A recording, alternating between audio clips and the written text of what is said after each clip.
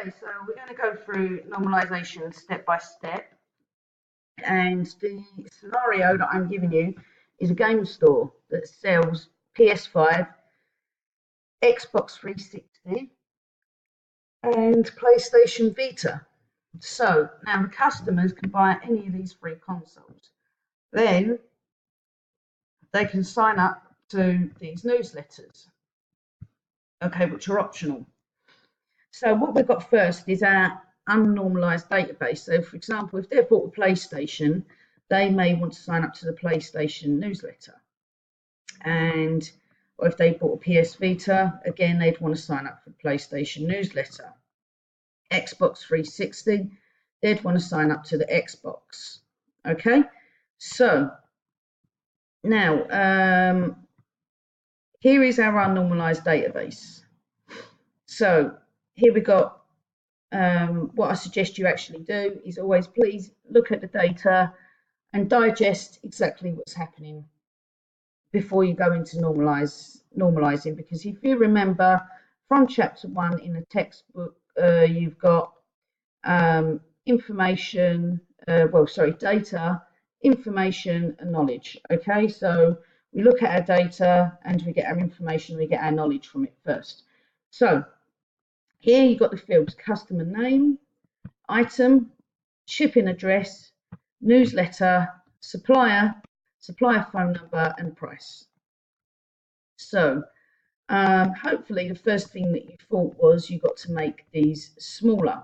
Okay, so I'm going to put customer name, for example, as cust underscore name, items fine, shipping address, I'm just going to put ship address. Now I would maybe you can just put ship add if you now put address. Now I would obviously not just make it address, because sometimes the shipping address and billing addresses can be due to two different addresses. Supplier's fine, supplier phone number. So I would probably make that supplier or supplier contact, for example, and price is fine. But as you can see, this doesn't have at the moment any format.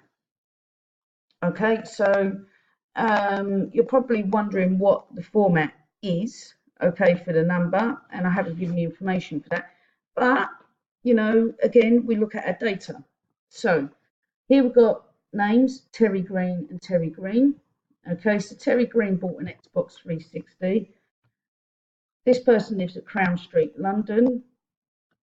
They signed up to the Xbox newsletter, okay, because he bought Xbox with Microsoft, and that's the supplier contact details, and there's the price. Then, so this person lives in London, so hopefully you've worked out maybe that your price should be, for example, in pounds, okay? But you don't have to put that in right now. Obviously, you can do that once it's in the database.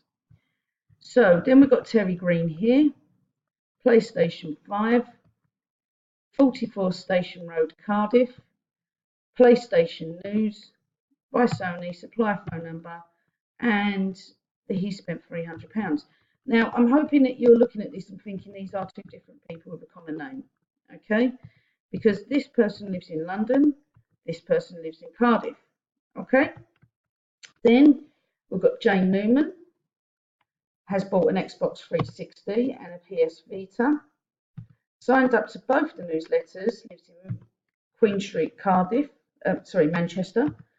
From the wholesalers, there's the supplier phone number, and they spent £450. Then we've got Stephen Bowman, bought the PlayStation 5, 44 Station Road, Cardiff. As you can see, that's the same address as one of the Terry Greens. PlayStation News, Sony, supplier phone number 300. So hopefully you might have thought, well, the same address isn't a mistake, because maybe these two are friends and they live together. Okay, so that's the information we can get from that. Right, so now using this database, what I'd like you to do, okay, is I would like you to pause this video, and what I'd like you to do is I'd like you to start making another column, and what you need to make for that other column is what? Hopefully you said a primary key for each of these.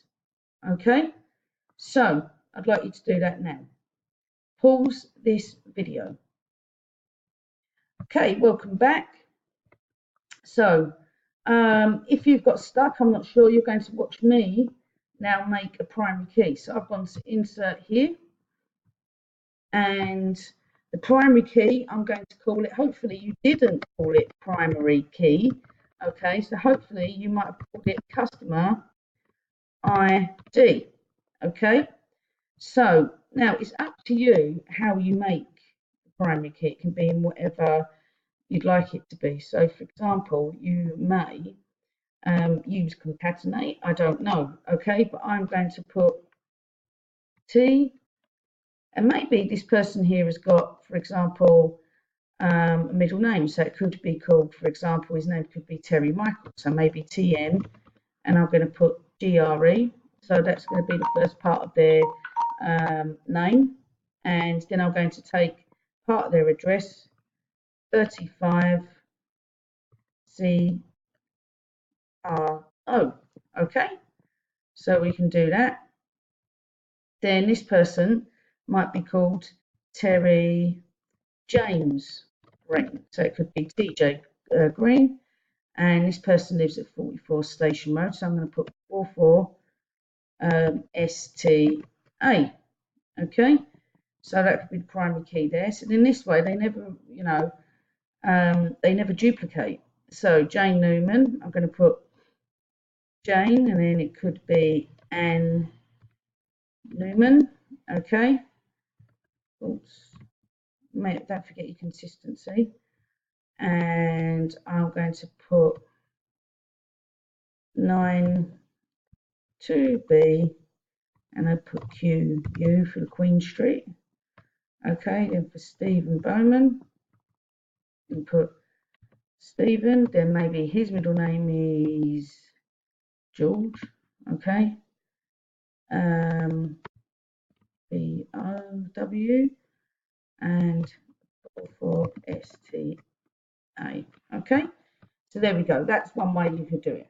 Okay, so if yours looks, I don't know, anything like this at all, okay, it's entirely up to you, then well done. Okay, so move on